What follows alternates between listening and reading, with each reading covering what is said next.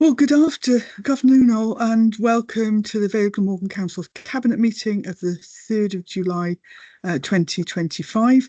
I'm Councillor Liz Burnett and Chair of the meeting as the leader of the Vale Glamorgan Council and Cabinet Member for Performance and Resources.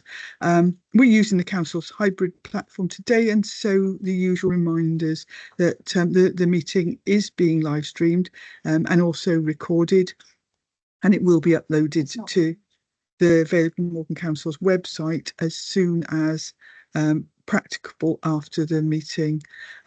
Participants should ensure that their microphones are not activated, and also that we should mute ourselves when not speaking to avoid any background noise or feedback. To speak, then we've got the raise hand function that we should be used, and we'd only use the chat function to highlight any technical issues or attract the attention of democratic services officers. So any conversation and discussion is actually fully captured within the meeting. So without further ado, let me get papers. Agenda item 1 today is apologies for absence, and I can see that we have everyone here, so there are no apologies for absence. Next one is the minutes of the meeting held on the 19th of June. I wasn't actually at that meeting, so if I could have somebody to move and someone else to second those minutes, that would be good. I'm happy to move those minutes, Leader. Thank you, I'm Bron. happy to second them. Super, thanks, Mark. And I can't see any dissent, so those are agreed. The agenda item 3 is declarations of interest and the nature of such interests. I'm not aware of anybody intending to declare. I'm just checked with the Democratic Services team. No, so we don't have any declarations of interest today. Moving on to the agenda, main agenda, we've got a reference from the Live Well Scrutiny Committee on the 27th of May, and that was in relation to a request for consideration in relation to Colcot Sports Centre. So I believe that Councillor John is going to take this agenda item.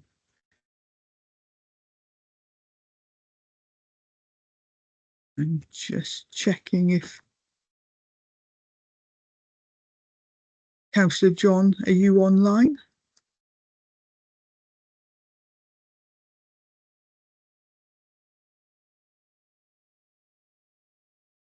There is a.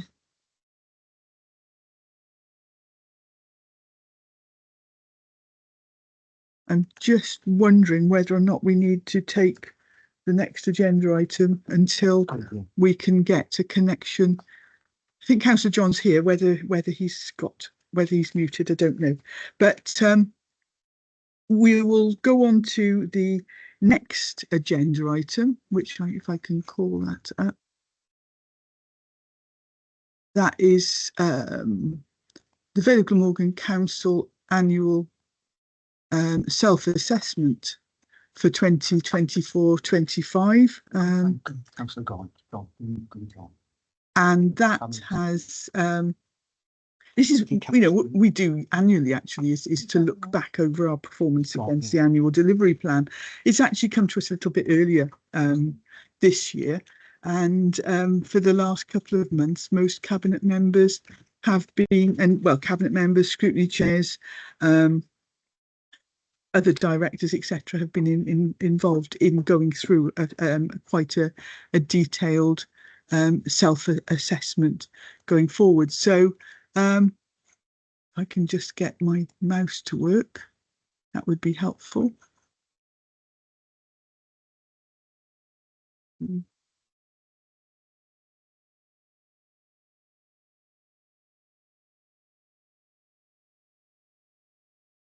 My monitor appears to be playing up at the moment, but we're getting there.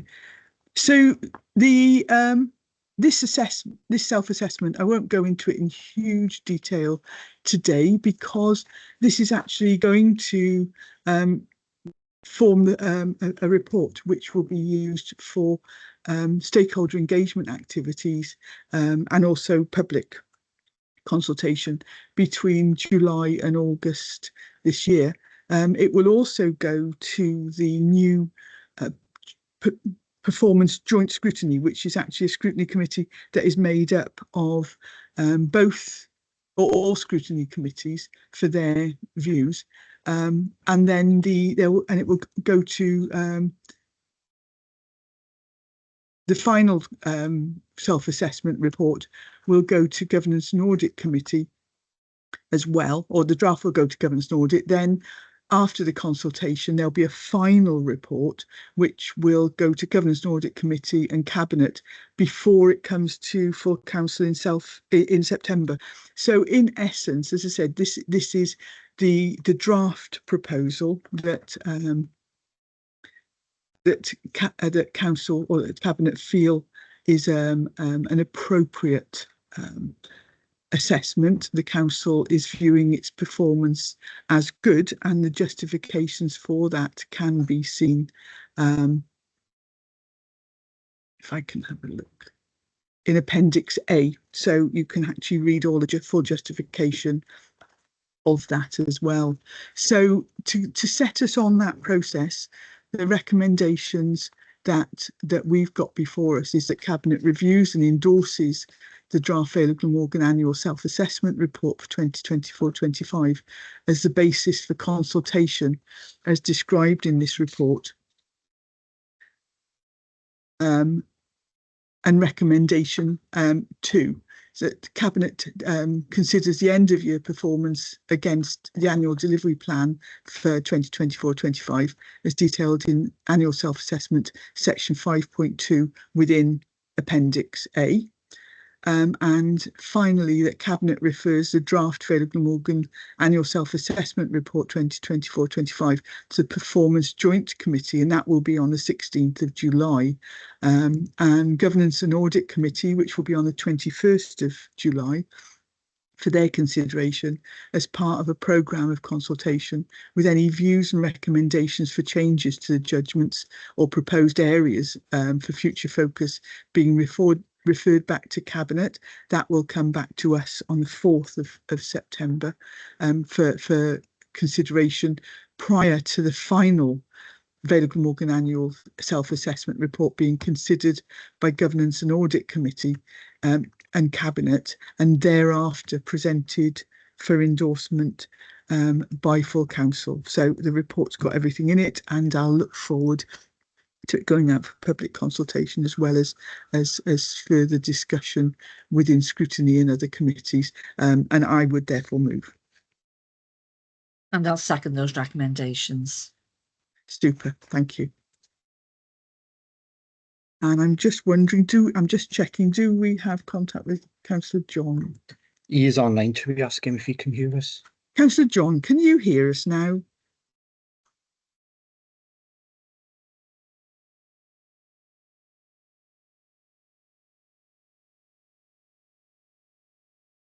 No, we still don't have Councillor John. That's a shame, because I know that he specifically wanted to take this this report. So we'll carry on until we can make contact with him. We know that he's connected, so that's fair enough. So right, we'll move on to agenda item 6, and that's the Cabinet quarterly work programme, and this is for July to September this year, and that's at Appendix 1. The reason that we have quarterly work programmes obviously helps us to administer the Cabinet programmes, scrutiny programmes, etc. well, but it also helps people to see what's coming up in future. So if you keep a file of forward work programmes, you normally know when things are coming up for discussion. The work programme, actually, the types of information that it contains are, the timetable for considering the budget, when those sorts of discussions are going to happen, any plans that are part of our policy framework. So, how the council functions, the types of decisions that we're taking, etc. The time timetable for considering any plans which are the responsibility of the executive, and executive is another word really for cabinet, and individual matters which the executive intends to consult on in advance of taking any decision, and the timetable for consultation and decision. So you can look at when we first discuss things, where we would go with consultation, and when that would come back to cabinet. So it's fairly straightforward. It's something that we do very regularly. So the very simple recommendation for that is that the cabinet quarterly work programme, July to September 2025, attached Appendix 1, be endorsed, and I'd move. And I'll second that. Super. And so I was just checking whether or not we had any news. I will move on to agenda item 8, and that is the closure of accounts for, agenda item 7. It's capital closure of accounts for 2024-25. And this report actually outlines the outturn of the last year's programme, 2024-25 capital programme, by directorate, and details the funding sources that we also used to fund the programme. Sometimes we get grants, sometimes we get Section 106 money from developments, etc. And sometimes it's borrowing, sometimes it's our own funding. So that's all laid out in the programme. The report notes the current adjusted programme budget of 83.232 million, so just over 83 million. And I think it's fair to say that despite capital schemes facing continued challenges due to a number of issues, including significant cost increases and shortages of resources, it is pleasing to note that due to the commitment and hard work across all directorates, the 2024-25 capital programme outturned at 65.5 million, and that was actually just under 80% of the programme was spent before the end of the financial year.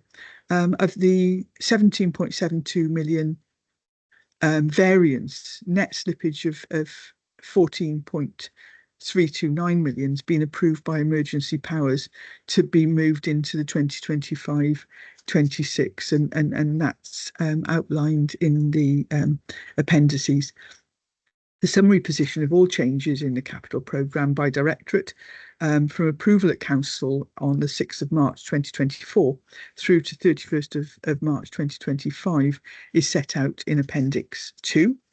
A breakdown of the funding in the capital programme is provided within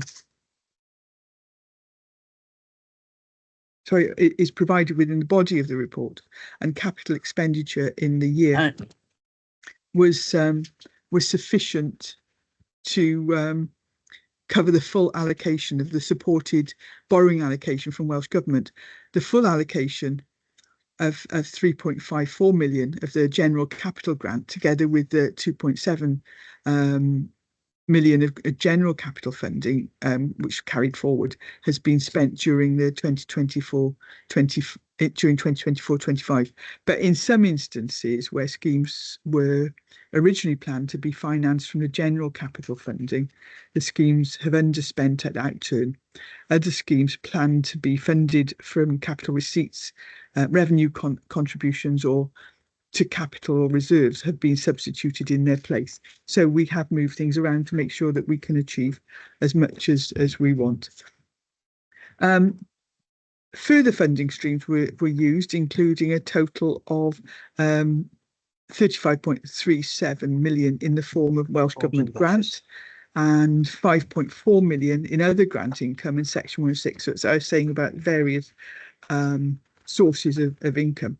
And additionally, we have drawn 10.843 million down from reserves or funded through revenue contribution to capital. So that's exactly the types of things that we have reserves for, so that we can plan ahead to deliver capital projects. 1.256 million capital receipts were received in that year, and 1.868 million were deferred capital receipts. The capital receipts balance as at 31st of March this year was 10.192 million, and a breakdown of that is also provided within the report. It's important to recognise the work undertaken to deliver the capital programme, and detailed within the report are sections highlighting some of the schemes that have been successfully delivered in the 2024-25 capital programme. I won't go into them in detail now, but it actually is worth having a look at some of the schemes that have been delivered. But just to pick out a couple, we've got under learning and skills, there's early years and childcare schemes. There's also in the housing improvement programme, Hale Croesel in Llantwit Major has been delivered, and it was a challenging development. But I was actually at a meeting this week in Liverpool, and actually they were hugely impressed by the delivery of that programme, and how we now have no homeless families in hotel accommodation. And the delivery of that, and the fact that they are fully wheelchair accessible units, and they're low energy, etc.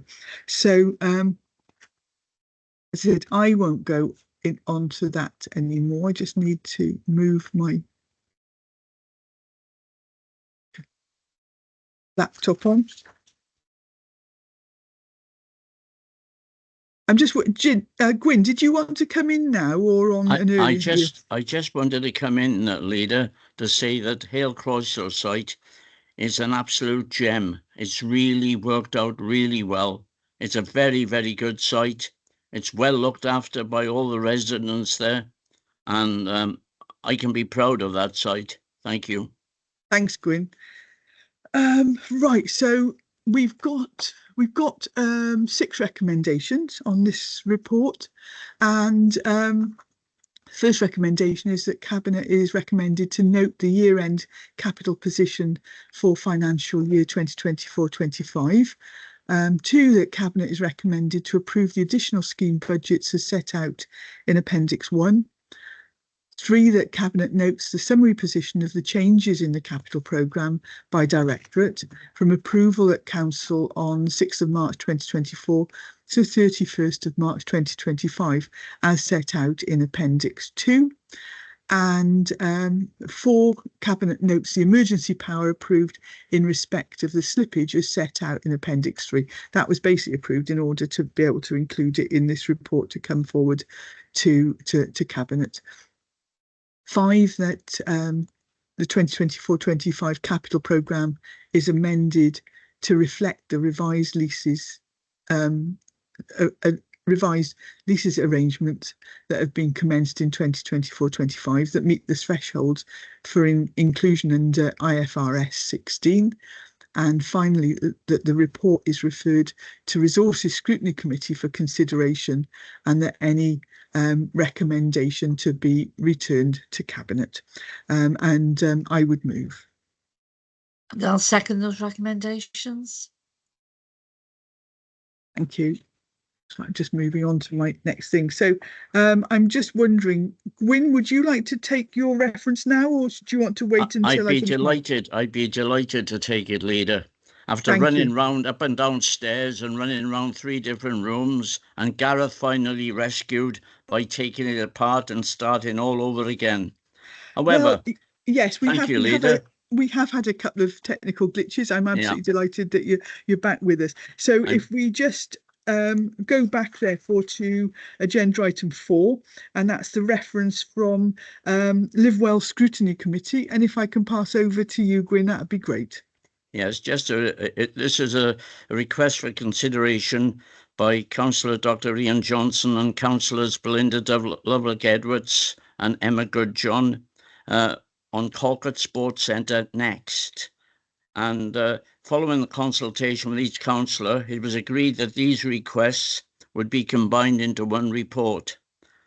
This report was discussed on Tuesday the 27th of May at some length, and after a good discussion, the committee subsequently recommended, 1, that both the member requests for consideration and subsequent response report be noted, 2, that it be recommended to Cabinet that discussions progress with key partners and potential fundraising opportunities with the aim of providing quality facilities in the long term at this site, and 3, that Cabinet be presented to give approval for a no-obligation expression of interest to be submitted to the Cymru Football Foundation in relation to investigations for developing a surplus artificial turf pitch at the site into a 3G facility, and to provide new changing rooms on the existing Colcot site, with the understanding that other considerations regarding the use of the area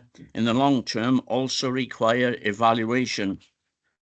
I would like to offer my response to these recommendations this afternoon, Leader. And in respect to the first recommendation, I recommend that the committee be thanked for their consideration of the item, and that both the member requests for consideration and subsequent response report be noted. And that recommendation 2 and 3, that in noting recommendation 2, within the improvements to the Colcot and Buttrell's recreation sites, report considered by Cabinet on the 19th of December 24, minute C 212 refers, that resolved a further report on the future of the site would be presented to Cabinet to outline other options for the provision of modern facilities to serve the communities in the wider area. That recommendation 2 and 3 from the committee, I recommend be noted and considered as part of ongoing work considering options for facilities in the area. I move, Leader.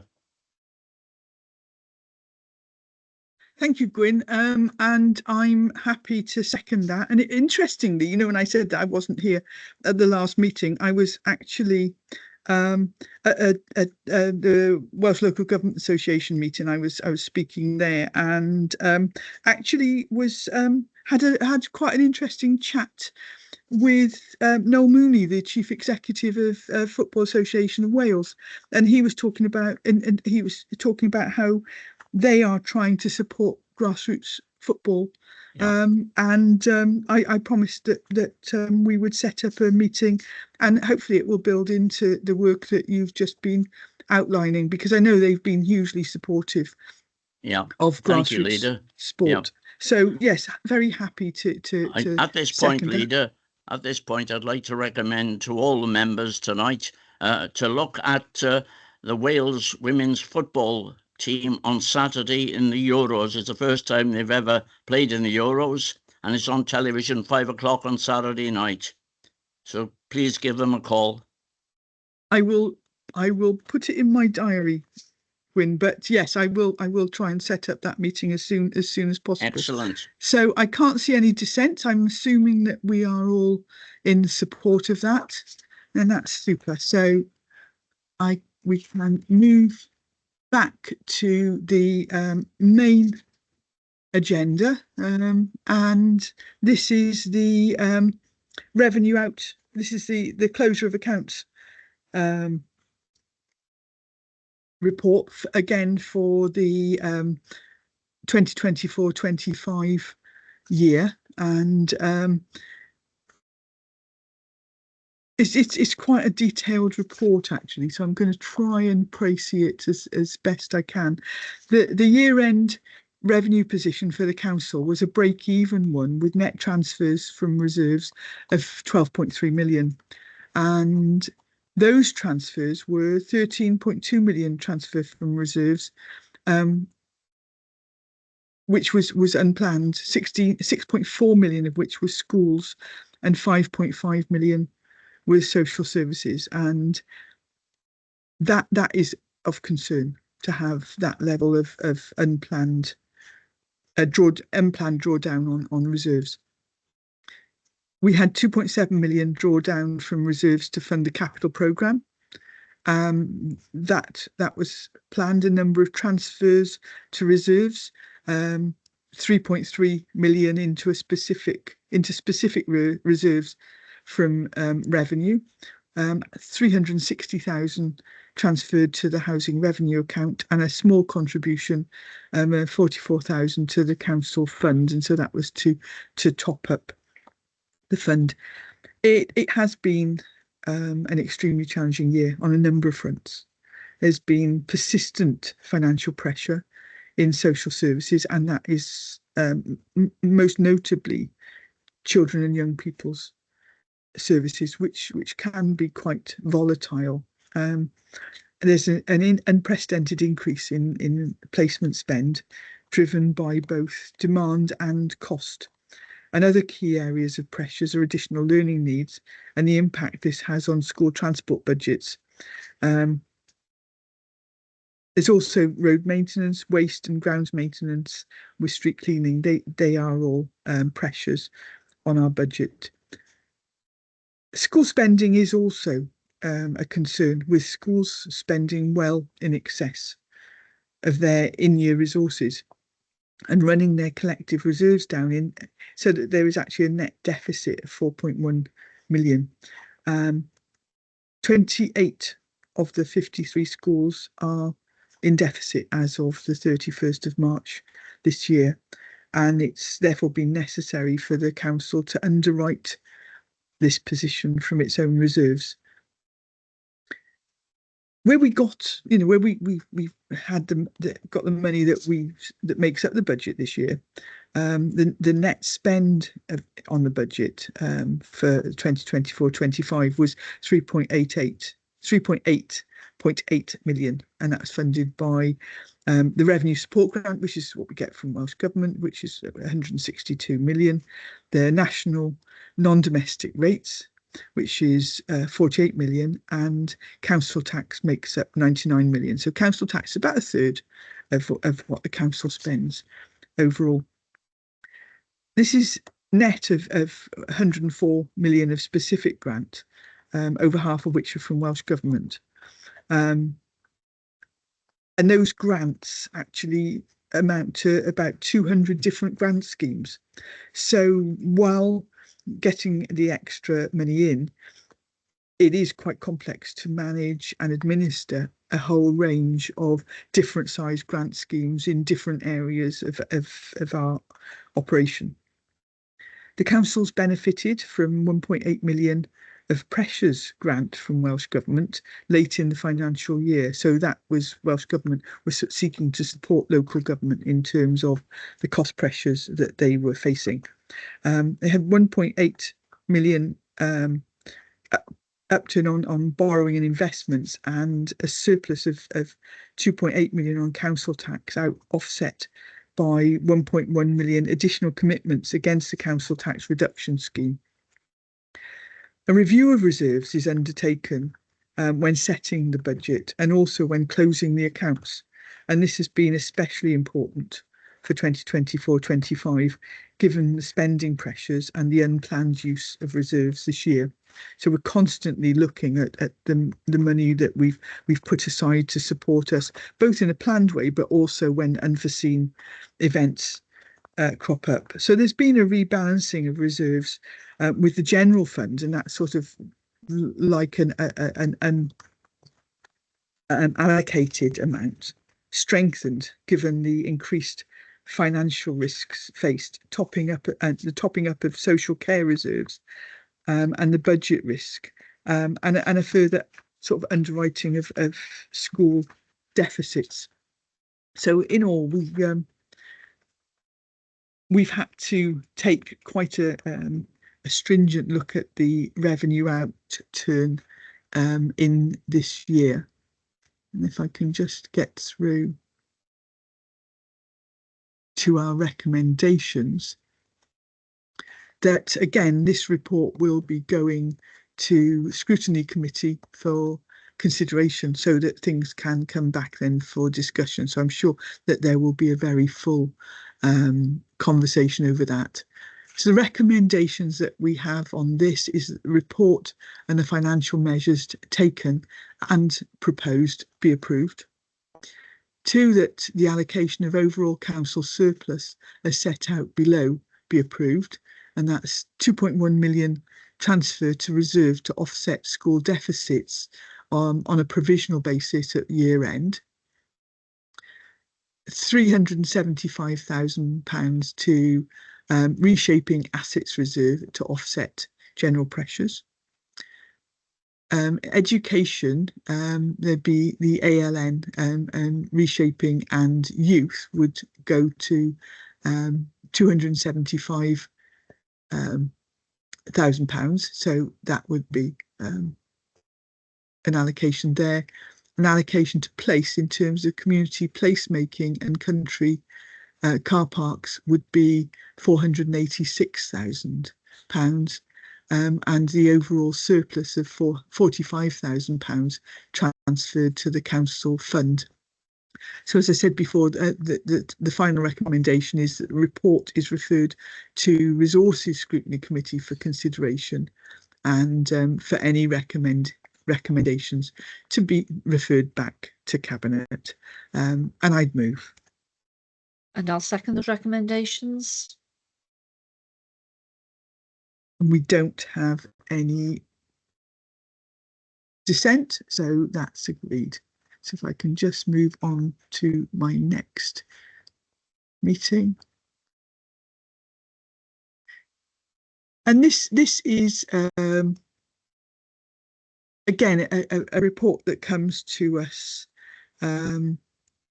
regularly. It is part of the regulations that we must adhere to under the Local Government Act of 2003. And this is the annual Treasury Management Report for 2024-25. In producing the report, we have to undertake an annual Treasury Management review of activities and the actual prudential and Treasury indicators for 2024-25. The report meets the requirements that are placed on us, which is both the SIPFA Code of Practice on Treasury Management, the SIPFA Prudential Code for Capital Finance in Local Authorities, and the Welsh Government Revised Guide on Local Government Investments, which is from April 2010. The report actually goes through the compliance with prudential indicators and treasury limits set out in the annual Treasury and Investment Strategy. And they're designed to ensure that all local authority borrowing is prudent, sustainable and affordable.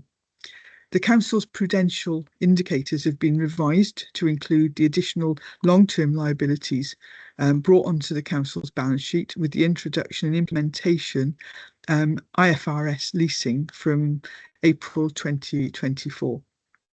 The new standard attempts to quantify the additional debt that the Council commits to when entering into leasing agreements. The Council reviewed the minimum revenue provision policy set out in the 2024-25 strategy, and the amendments were approved by full Council on the 10th of March 2025.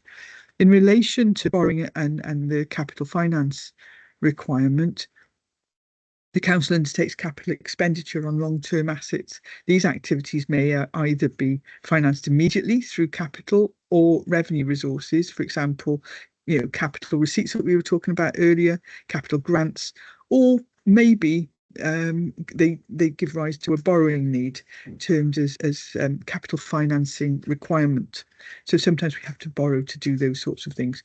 During 2024-25, the Council maintained an underborrowed position.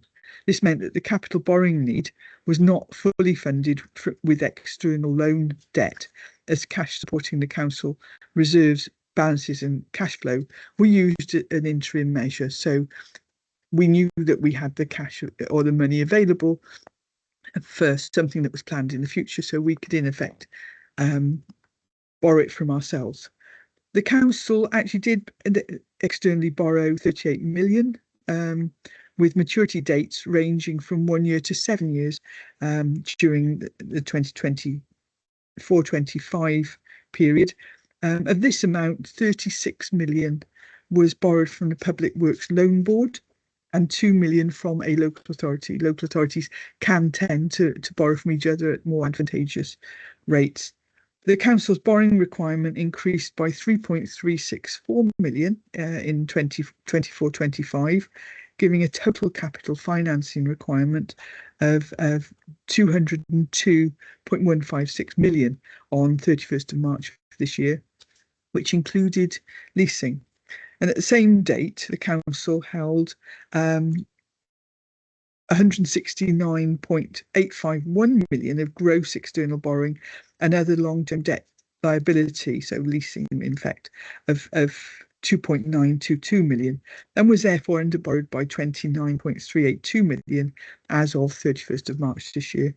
The council's external borrowing was well within authorised limit and operational boundaries set for that year. The council took the opportunities to prematurely repay the lender's option, borrower's option loan for 4 million on the 27th of August 2024, as there was actually an option to repay without penalty. So we were able to repay that loan without getting charged interest, etc. Total interest paid on external borrowing during 2024-25 was 6.594 million. And the council's debt portfolio at 31st of March 2025, with interest rates payable, is listed in the report. The table also shows the movement of the portfolio from April 2024 to March 2025. Just calling up the next thing.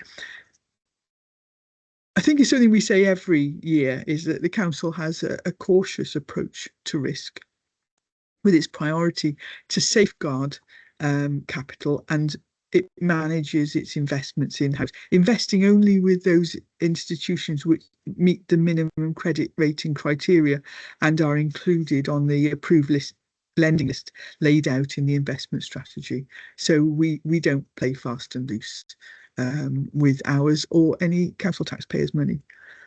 The council uses a variety of investment tools listed in a table in this report, together with the yield and return from each category of investments, and so that's in terms of percentages and actual finance. The portfolio is made up of instant access and fixed term deposits of up to 364 days, and the report also shows the movement of the portfolio from April 2024 to March 2025. The total interest earned on these investments during 2024-25 was 1.586 million, including interest or accrued interest, and a total investment balance as at 31st of March 2025 was just over 17 million, 17.19 million. So the report normally goes to the Governance and Audit Committee for review and usually a very intense interrogation of the report, but also it then goes on to full council for the final approval. And before it goes to full council, every year every member of the council, as well as people who sit on our Governance and Audit Committee, are invited for a training session with experts in the field, and they are normally very, very interesting but complex training sessions. So we've only got one report before us today for this, and this is that Cabinet accepts the annual report on Treasury Management 2024-25, and that the report be referred to Governance and Audit Committee for review and to full council for approval. So it will go through that process. So I would move. And I'll second that recommendation. Thank you. And no dissent. So I'll see you all in the training session for that before it goes to full council. So thank you all. So the agenda item 10 is a report of the deputy leader, and it's regularising something which is already good news, but a really good news story for Barry, in relation to the Glastonbarry Music Festival. So over to you, Bronwyn. Thank you, Leader.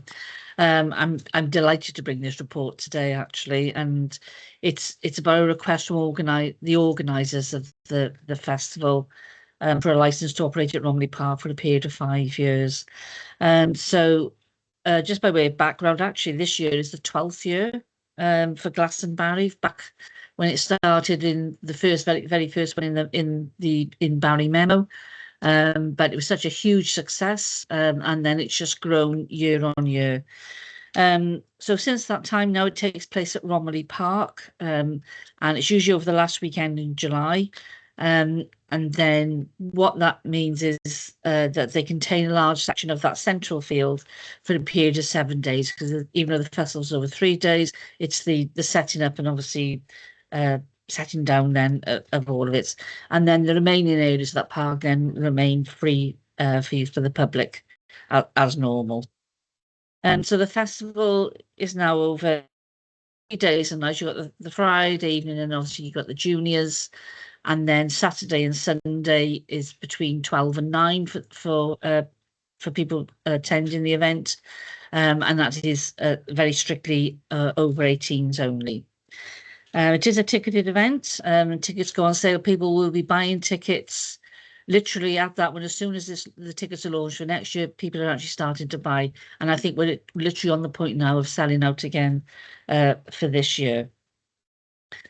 The event's got a capacity now with the big top for 6,000 people.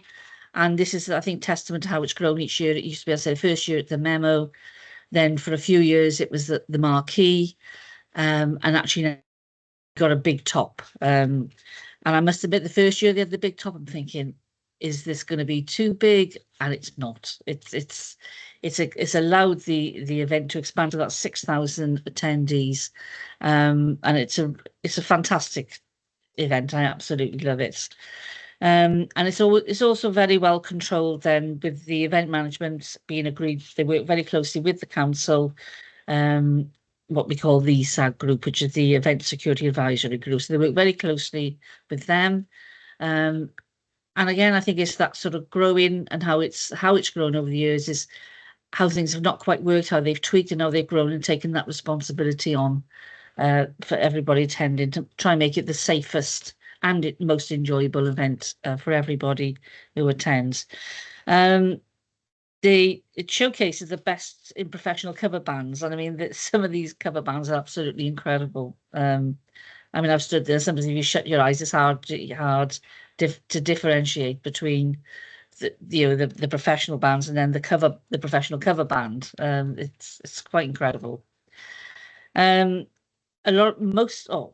a substantial now, a local, but where it's grown each year and the popularity is that they're estimating now there's about 50% of those attending now from outside the Barry area.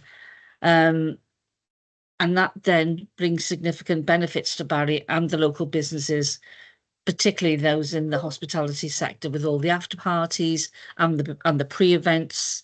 It's such a large event now, and everybody benefits from it. So the organisers have estimated that the economic impact of the 3-day event is in the region of 2.19 million, which is a substantial amount into our local economy here in Barry. And there's a list there in Appendix A, which lists most of it is visitor spending, which obviously includes food, travel, accommodation, the infrastructure spending, where the organisers are buying services and supplies locally, and then also local employment wages. 80% of those are local over that weekend. Now at present it operates under an annual license, and that's reviewed each year then. And obviously that it does give that there are no guarantees then at the operator as whether the event will be permitted in future years. So Mac Events, who are the organisers, they send a request into us for a 5-year license and guaranteeing the event centre over the same weekends in July. So it'll always be that last weekend of July, and to try and give them some security to they can effectively plan future events over this period. Now, the 2024 fee for the event was £7,986.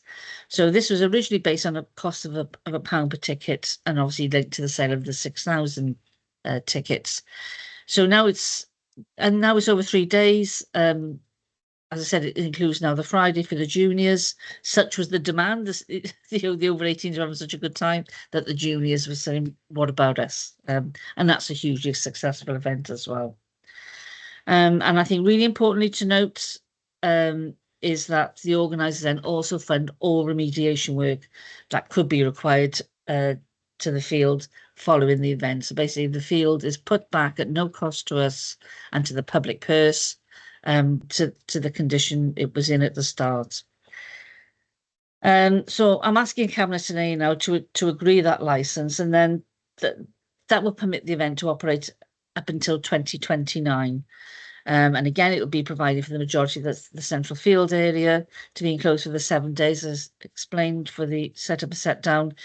And I think it's really important to note that all the music on these days, it finishes at 9 o'clock sharp, and it is absolutely 9 o'clock on the dot.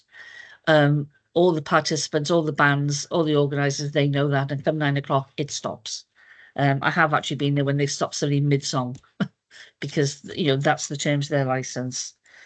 So we're also being asked then to agree a fee structure based on a starting figure of 7,986, which is the 2024 event, plus the annual consumer price index inflation rate for the UK in the months up to April 2025, which is it's at 3.5%.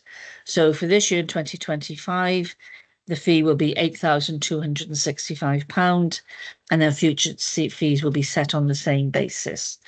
So I've got 4 recommendations for us today.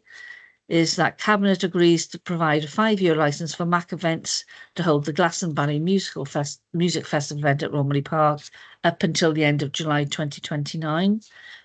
That a starting fee of £8,265 is agreed for the 2025 event, with this fee increasing by the full CPI up to the preceding April each year following for the licence term. 3, that delegated authority is granted to the Director of Environment and Housing to agree the full licence terms in consultation with the Head of Finance, Section 151 officer, and myself as Deputy Leader and Cabinet Member for Sustainable Places. And lastly, that the Monitoring Officer, Head of Legal and Democratic Services, is granted delegated authority to draft and execute the 5-year licence. And I'd like to move those recommendations. Thank you. Thank you, Bron. And I would be absolutely delighted to second those. I've spent so many happy days at Glastonbarry, and it is an amazing festival and a huge tribute. It actually completely epitomises the feel, the culture of Barry, doesn't it? And huge congratulations to Matt and Ross, who set it up. Now Matt taking it forward. It was really interesting to see that it had a large feature in a national newspaper recently, and it was a completely glowing write-up of it. So yeah, that was really good and well deserved. So I can't see anybody dissenting, as if they would, and so happy to. I think we're all happy to agree that. Thank you. Okay, thank you, everybody. So we can go on to agenda item 11, and this is more good news from the Cabinet Member for Neighbourhood and Building Services, Barry Island Changing Facilities and Upgrades. Over to you, Mark. Thank you very much, Leader. Yes, I'd like to present this report as you rightly say, this is a really good news story about Barry Island. And what happened last year was a few things that happened that obviously, Barry Island is such a popular resort. And obviously, we need to continue to focus on upgrading it, changing it, making it even more attractive to residents and visitors alike. So the Vale Glamorgan had the opportunity to apply for some funding from Welsh Government, which we call a Brilliant Basics Fund to enhance visitor facilities at Barry Island. So this report outlines proposals for several upgrades intended to improve accessibility, comfort and the overall experience for beachgoers. It also will seek Cabinet approval for the associated procurement, planning and capital funding changes necessary to deliver the project in 25-26. So these are the proposed upgrades include the design and installation of new changing rooms within the eastern shelter. And also we've included in these changing rooms will also be shower facilities as well. And I think that's really important because some residents did express, and visitors did express concerns from a visitor survey that they would like to have facilities instead of using toilets to change, to have dedicated changing rooms and showers. And we obviously agree with that. And we obviously want to enhance the experience when people visiting Barry Island.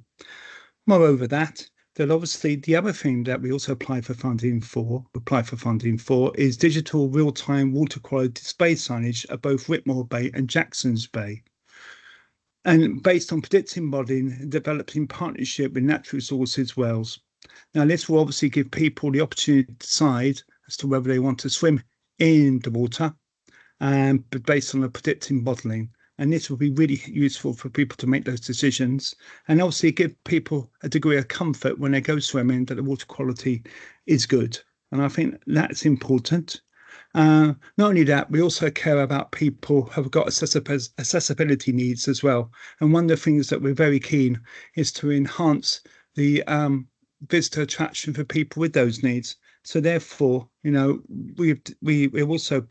going to procure 4 all-terrain beach wheelchairs, and that will replace existing units which become unusable due to heavy demand and wear. Now, these beach wheelchair facilities are actually free of charge, but we want to enhance this, and it's really, really important.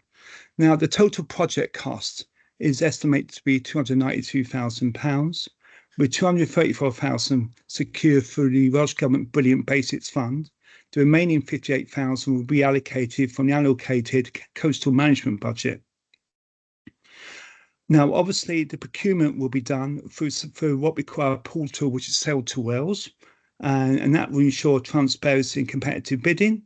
Contracts be awarded following evaluation and consultation with the Director and Environment and Section 1 Officer and with myself as being a relevant Cabinet member.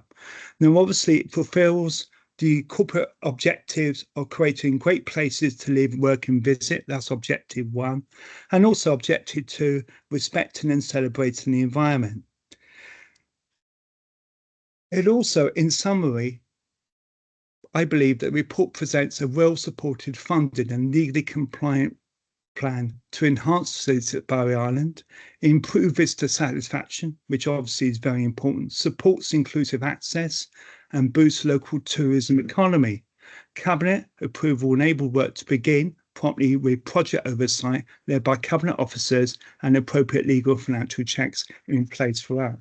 I now will move to the recommendations, which there are 6 that Cabinet notes and improves to outlined in this report as I outlined. That delegated authority is granted to the Director of Environment and Housing to engage the Council's project management unit to undertake all procurement arrangements and oversee delivery of the project, subject to necessary funding being available. 3, that delegated authority is granted to the Director of Environment and Housing to submit a plan applications and building regulations applications for the project by virtue of either Regulation 3 or Regulation 4 of the Town and Country Planning General Regulations. 1992 if required. Number 4, that delegated authority is granted to the Director of Environment and Housing in liaison with the Head of Finance Section 151 officer and a Cabinet member of Neighbourhood and Building Service to accept the preferred tenders and approve the letting of the works contract associated with the project following the completion of the tender process. Number 5, that delegated authority is to be granted to the monitoring officer, head of legal and democratic and operation manager to draft and execute the contracts for the award of the contract with necessary bidder when required. And number 6, that the 25-26 capital programme is amended to include the Barrow Island change facilities upgrades as detailed in section 5 of the report. And I so move. If I can turn my microphone on, I will I will second it.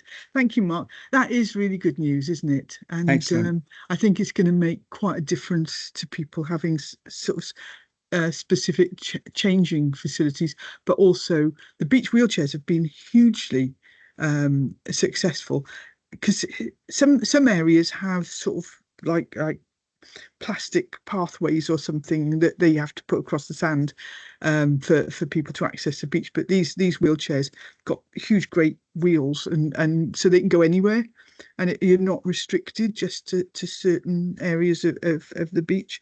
So no, hugely successful, and it fits in with the changing place that we've got on Barrow Islands as well, so makes the resort fully accessible. So again, I can't see anyone dissenting. As I said, I'll second that. So that's agreed. Thanks, Mark. Thank you. So it's still with you, and we've got a number of reports now that came to Cabinet. So I'm just trying to move my mouse between screens at the moment. That came to Cabinet in January. They went to scrutiny. Scrutiny made some recommendations, suggestions and things. So we've been away, had a look, done more research, and so these are the reports that are coming back to Cabinet today. So agenda item 12 is in relation to on-street parking charges. So over to you, Mark. Thank you very much, Leader. Yes, this report, the first one is on street car park charges at Barry and Penarth seafronts. So this report presented to the Glamorgan Council's Cabinet proposes introducing on-street parking charges at 2 key coastal visiting areas. They are Penarth seafront and Barry Island. The initiative aims to reduce congestion, encourage use of off-street car parks, promotes active travel and ensures better traffic management in alignment with the Council's broader transport and climate objectives, which is namely Vale 2030 and Project Zero. So a bit of background and rationale to this. Initial proposals for car park charges were presented on the 9th of January 2025, as the Leader outlined, with recommendations of both on-street and off-street parking charges. Whilst Cabinet supported off-street charges, the decision on street charges was deferred after the Environment and Regeneration Scrutiny Committee raised concerns during its meeting on 28th of January. And on 2025, key issues included potential impacts on traders, the needs for an equality impact assessment, and whether any revenue would comply with legal provisions. After collecting further evidence between February and May 2025, including enforcement data and parking behaviour observations, which is outlined in this report, the Council concluded that charging for on-street parking would enhance traffic flow and support sustainable transport. The primary concern identified was overuse of on-street spaces by stakeholders, displacing visitors and shoppers. Notably, off-street car parks had ample capacity during observation periods, including behavioural preference for free, more convenient located on-street parking. So the objectives of the on-street parking proposal are, first of all, and this is very much laid down by our car parking principles document, which is attached, and also by the Wellbeing of Future Generations Act. It aims to improve traffic flow by discouraging long-term on-street parking, encouraging use of on-street car parks and public transport, increased on-street parking turnover, making spaces more available, accessible to users, and actually ensure we have good churn of people ensure revenue covers maintenance and enforcement, not to generate profit, align parking strategy with environmental sustainability and climate goals. So the proposal recommends on-street parking for the following roads in Barry Island. We're looking at Paget Road, 54 spaces, Breaksea Drive, 56 spaces, Friars Road, 8 spaces, excluding disabled bays, Station Approach Road, 49 spaces. On Penarth Seafront, the Esplanade, 42 spaces, Cliff Hill, 58 spaces, Cliff Parade, 26 spaces, Beach Road, 13 spaces, and Bridgeman Road, 12 spaces. The operating hours will be from 10 a.m. to 6 p.m. And that's to give local people and traders, perhaps, to give them time to set up and then to go away necessarily from 8 till 10. So they give them a couple of hours free. Alternatively, they can go on for another 2 hours and pay fees, say from £2.50. So that would mean that residents could, for the first 4 hours in the morning, will only pay £2.50. Alternatively, they can stay a bit longer. So the tariffs could be for £4 for 3 hours, or up to £4 is £6. The maximum stay will be 4 hours, and that's to ensure churn. So we want to make sure that we have decent turnover of people in those results, and there will be no return within 4 hours. This tariff structure is deliberately higher than off-street rates to encourage modal shift and relieve pressure on the most sought-after areas. The important thing I'd like to emphasise here is that blue badge holders will be continued to park from free, so they won't affect the disabled people who got blue badges. The adjustment from the original proposed 8 a.m., which we did propose earlier to start, was made in response to feedback from traders. This allows early morning access for loading and unloading and set up without compromising the scheme's effectiveness during peak hours. It will also mean that people can park 8 hours, as I said before, for only £2.50. Now, obviously, we did extensive evidence and observations to-do lists as part of the evidence. And what we discovered was that we did have quite a lot of circumventional time limits, including moving vehicles in the same zone. We did have poor compliance, but actually when the civil enforcement officers were there, it did improve matters. Now, obviously, what we want to do in these results, these are very popular results. We want to encourage people to visit those results. We don't want people to go round and round in circles, finding the space. We also want people to use our car parks as well. And I think that's important. I would also like to emphasize here that, you know, there are obviously legal implications. We also looked at the Equality Act, and we also looked at road traffic accessible. And one of the things I'd like to emphasize is that the money generated here will be reinvested into improving the actual roads around that area, and that's very important. And that will obviously improve things as well. It also addresses our climate and community benefits, such as it will encourage active travel and public transport use. It will reduce emissions from vehicle idling and congestion. It will improve better air quality and safer streets. We also like to tell you all that the all new pay and display machines will be solar powered, and that supports our Project Zero commitment to reach zero emissions by 2030. The scheme also aligns with well-being goals, including great places to live, work and visit, and respecting and celebrating the environment. I will now move to recommendations. Okay, I've got 6 recommendations. That Cabinet approves the updated car parking guiding principles document, which is attached to Appendix A of this report. That Cabinet agrees to the introduction of on-street charging at the streets specified at Barry Island and Penarth Seafront, subject to the statutory process for implementing necessary traffic orders. So obviously it's going out to the 21 consultation days. That the Department of Environment and Housing, in consultation with the Cabinet Member for Neighbourhood and Building Services, authorised under delegated powers to advertise the traffic road order process to introduce on-street parking charges at the identified locations, with operational hours at 10 o'clock till 6 o'clock, 7 days per week, and in accordance with the fee structure set out and above. So obviously in the evenings, there'll be no charges. That in the event of public objections being received to the proposed traffic road orders, a further report be brought to Cabinet to consider those objections before implementation of on-street parking charges. That number 5, that should no objections be received, the Department Director of Environment and Housing be authorised to complete all necessary legal and operational steps, including installation of signage and payment infrastructure, and introduce proposed charging facilities without further delay. And number 6, that the on-street parking charges at Barry Island Resort and Penarth Seafront be reviewed 24 months after implementation, with a report brought back to Cabinet to evaluate their effectiveness in meeting the stated objectives, including impacts on traffic flow, parking behaviour and wider policy goals. And I so move.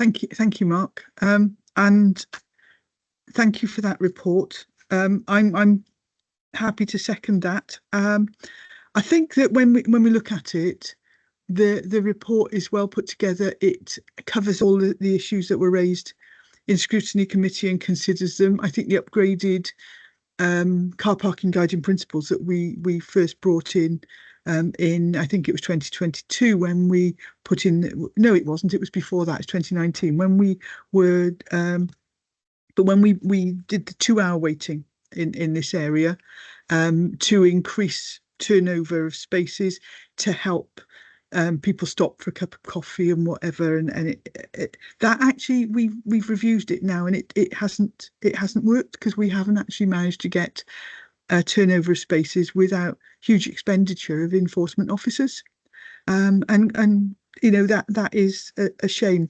But looking at it again in 24 months is a good thing to actually have written down.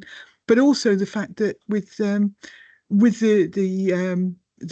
consultation in relation to the traffic orders, then everybody has an opportunity to contribute any objections to the scheme, and they will be fully considered, to just double check that there's nothing that we've left out of our thinking. So thank you for that. I said I'm happy to second, and I can't see any hands up, so therefore that is agreed. Thanks, Mark. Thank you very much. Then going on, it's back to you again, agenda item 13, which is Court Road multi-storey car park. Over to you. Yeah, thank you very much, Leader. And can I also introduce this report? Now, as you know, Court Road car park was part of the processes we discussed in January at Cabinet, and then followed by the special scrutiny meeting.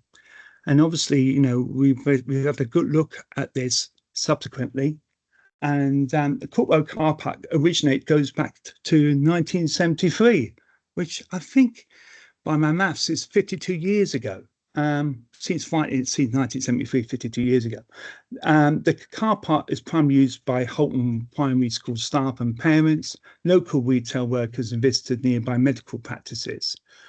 But it has seen declining usage over recent years. A recent Cabinet report from January 25 proposed its closure due to low utilisation and high maintenance costs, but promoted more requests for more comprehensive data to assist the implications of that decision. So this is what we did. So we provided an automated recognition plate system, popularly known as AMPR. Study was commissioned by a 7-side group, along with manual accounts conducted by neighbourhood services staff. So data was collected between 10th of February and 8th of March, excluding Sundays, covering both term and half-term weeks. The study revealed the average daily use of the car park was just under 135 vehicles, with an average stay of 3 hours 52 minutes. Calculations showed weekly utilisation at approximately 21%. So that means that 79% of the car park wasn't used, and weekends at 13%, which meant that 87% wasn't used. Peak usage occurred before 9:15 in the morning, nightly by school and town centre staff, with shorter visits occurring later in the day. Now, as you know, this was designed largely as a shopper's car park when originally conceived. In terms of alternative provision, surveys of 21 unrestricted local roads demonstrated ample available parking spaces in the vicinity, with availability often far exceeding car park usage. Winch Street car park, which has 74 spaces, also consistently had low occupancy at this time. Public transport in the area is well serviced, with multiple bus routes and nearby a train station offering alternative travel options. Financially, the car park is unsustainable. Operating costs for 25-26 are projected at £100,000 with no existing revenue budget to support it. Additionally, existing capital repairs are estimated at £250,000, with total investment needs over 5 years forecasted to be at £750,000. These costs cannot be justified given the low and declining usage. A structural survey confirmed the deteriorated condition of the building at the urgency decision-making process. The report recommends that Cabinet agrees in principle to car parks closure, pending an option appraisal to determine the most future use of the site. The process should align with the Barry placemaking plan and be overseen by a new established Barry Governance Place Board. Continued operation will be maintained temporarily to avoid the risk of antisocial behaviour, which obviously is important, and further security after closure we consider if urgent safety concerns arise. The proposal is framed under the 5 ways of working with the council's wellbeing objectives. It supports long-term sustainability by removing underused assets, integrates with Barry's broader regeneration plans, encourages modal shifts through public and active travel, and helps address the climate emergency through the council's Project Zero initiative. Financially, closure ensures significant savings and avoids future current liabilities. In conclusion, the Court Road multi-storey car park is underutilised, increasingly costly and no longer fit for purpose. Cabinet is advised to commission a placemaking-led options appraisal and prepare for eventual closure, subject to alternative use proposals being agreed. Okay, and I'm now going to move to those recommendations now, which are 1 to 5. The first one, that Cabinet agrees to the commission of an options appraisal in line with the placemaking plan for Barry to consider the most appropriate and sustainable future uses for the car park building and land at its location. And this will give residents and other stakeholders a chance to have their say on this matter. Then number 2, that the normally formed governance place boards, Barry and oversees the development of this project and any associated project teams which have been appropriately project governance structures established to support transparent and accountable decision making. Number 3, that a further report is presented to Cabinet that details the outcome of the options appraisal process and a preferred option.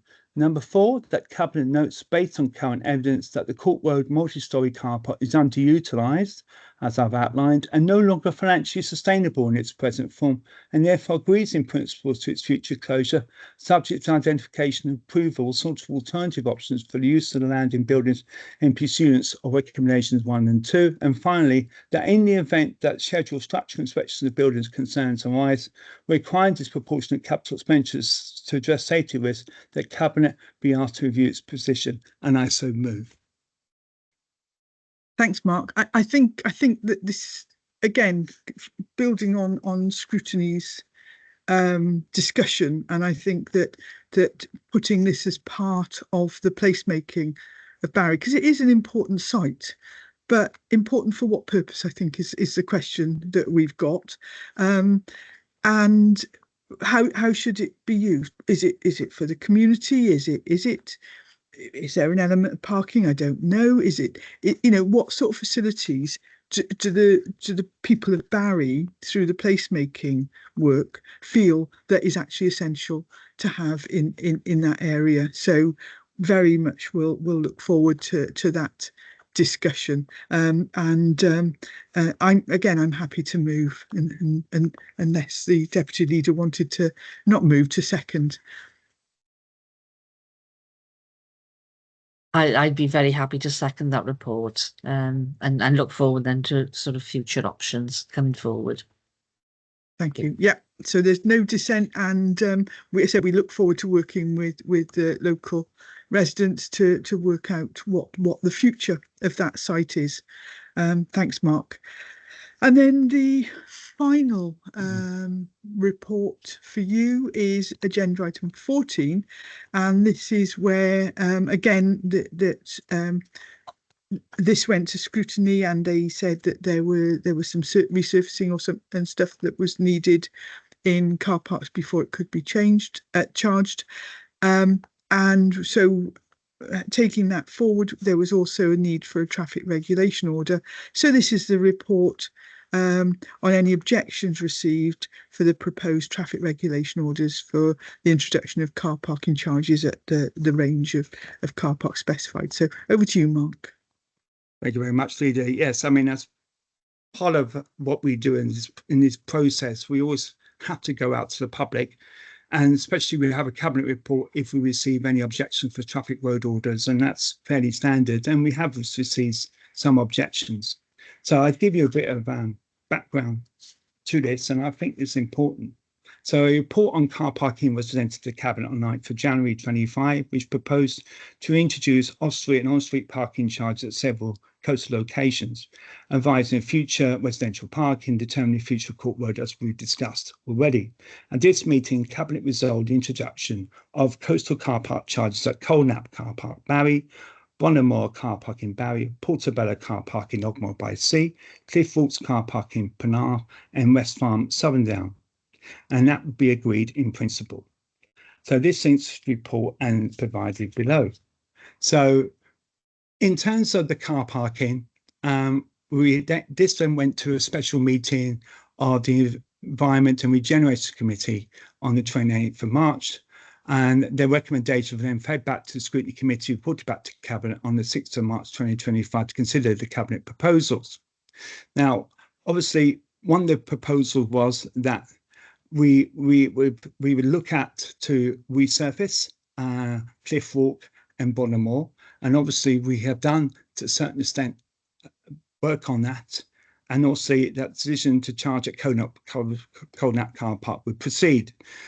This went then back to Cabinet on the 6th of March to progress parking charges, identify car parking sites, and therefore we created new traffic road orders. Public notice of proposal was given out on the 3rd of April, inviting objections by the 25th of April 2025, and the grounds upon the objections can be made and were detailed in proposal. Now, we received, for all those number of car parks, we received 14 objectors. One of the things that were raised were things like the cost of living. Obviously, one of the things we don't want to do is discourage people from parking, but nevertheless, there's many ways of getting to these results, not just parking, like public transport as well. And, and that's very important. And obviously, we responded to that accordingly. And obviously, one of the priorities we have is obviously to try and reduce the amount of highway congestion and help to ensure that visitor destinations are better supported. The council has no statutory duty to provide this facility, as you know.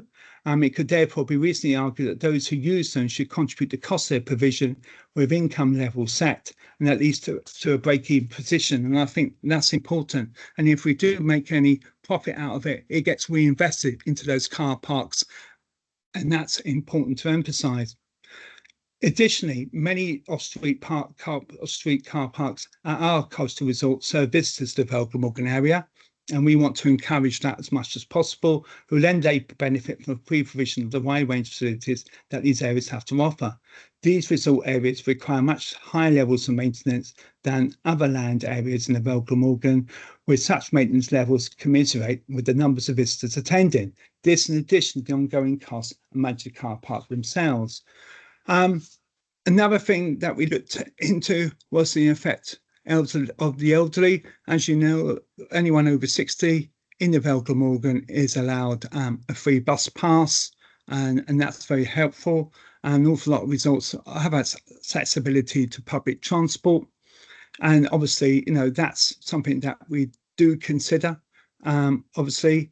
Also, that remember that the cost of these car parking payments is around £2 per week if you have a season ticket, and that's for an unlimited duration and can be used in any of the coastal car parks to assist residential access and relatively low cost with fixed incomes.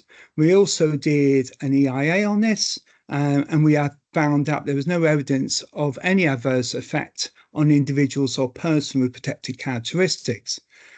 As the EIA identifies, the council provides an exemption to car park charge for displaying a Vale disability blue badge, and you'll be therefore excluded from charges on its proposal.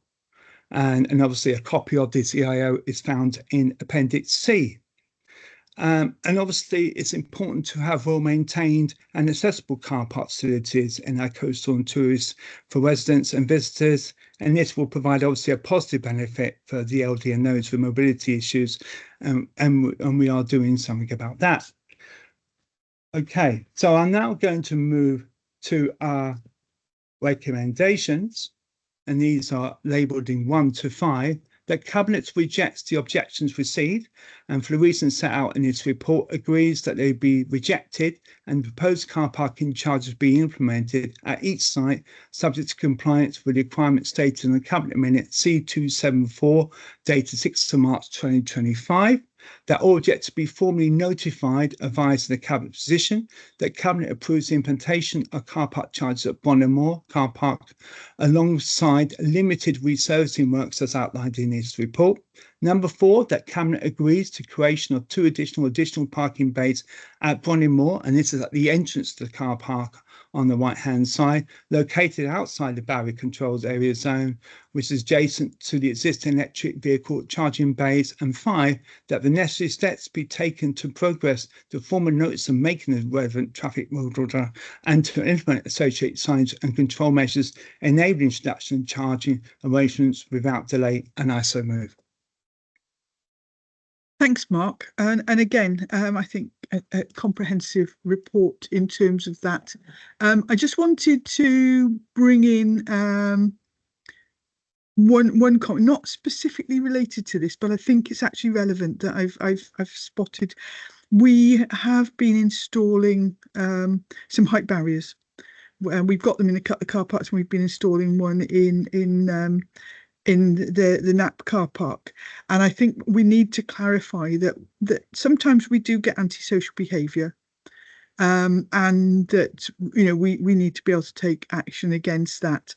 Our intention is that those barriers will be locked open during the day, so that if you're a windsurfer or something, or you carry a canoe on the top of it and you've got a small van or something, there should be no reason why you can't use the car parks.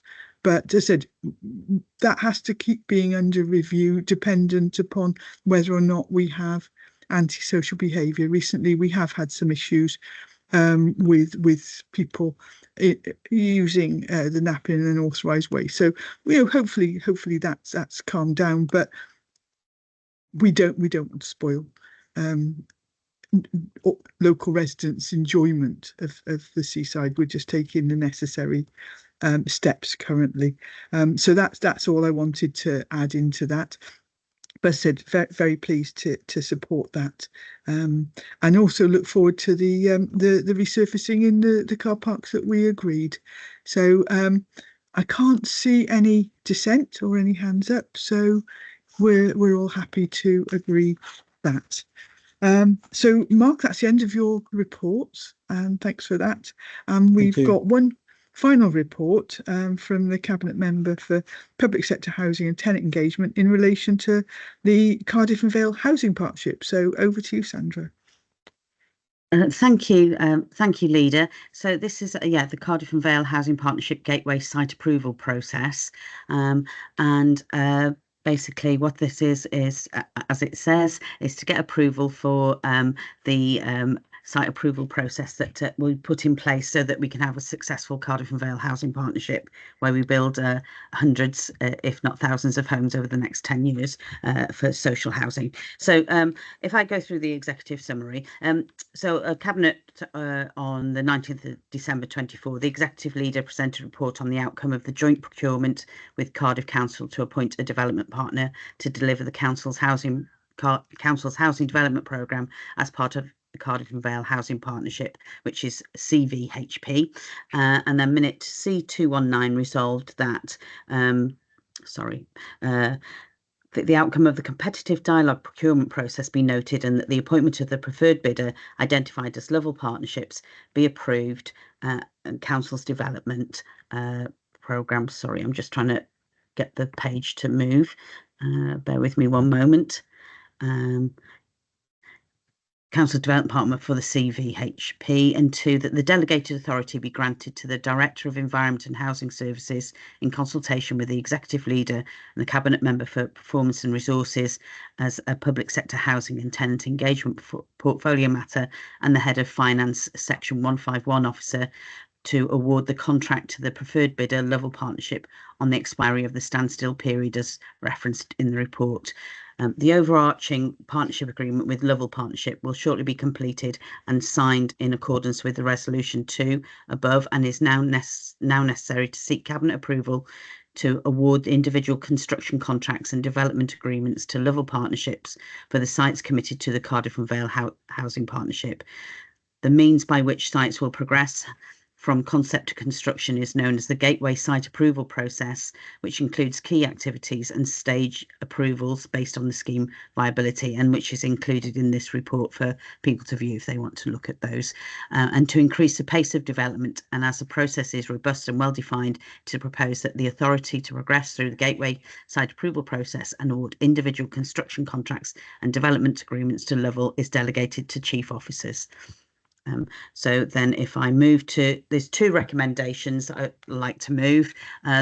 Number 1, that the delegated authority be granted to the Head of Housing Building Services in consultation with the Cabinet Member for Public Sector Housing and Tenant Engagement and the Head of Finance Section 151 Officer to approve progress and incur costs relating to the REBA stage 0 to 5 activities of the Gateway Site Approval process, including authority to proceed through each gateway 0 to 2 to the eventual award of construction contract or development agreement to Lovell Partnerships, subject to the continued viability of each scheme.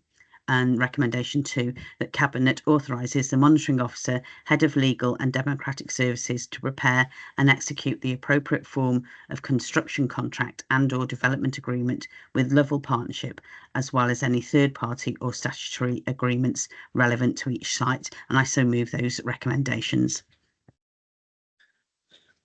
Thank you, Sandra. And we spent quite a while going through this, haven't we? And it was quite interesting. I think you provided some details for us recently about, you know, the sort of hundreds of houses that we've delivered, the hundreds of houses we've currently got being built, but actually we're moving up to thousands in the future, and we want to build our way out of the housing pressures that we're facing. So this is really good news. Happy to second that, and I can't see any hands up, so we are all in agreement. That's really good. Thank you, Sandra. So that's the end of our main agenda. I don't have any urgent items for us today, either under part 1 or under part 2. So it just leaves it to me to close today's meeting. Thank you for your attendance, and hopefully see you all very soon. Thank you. If you could just confirm we've stopped the live stream.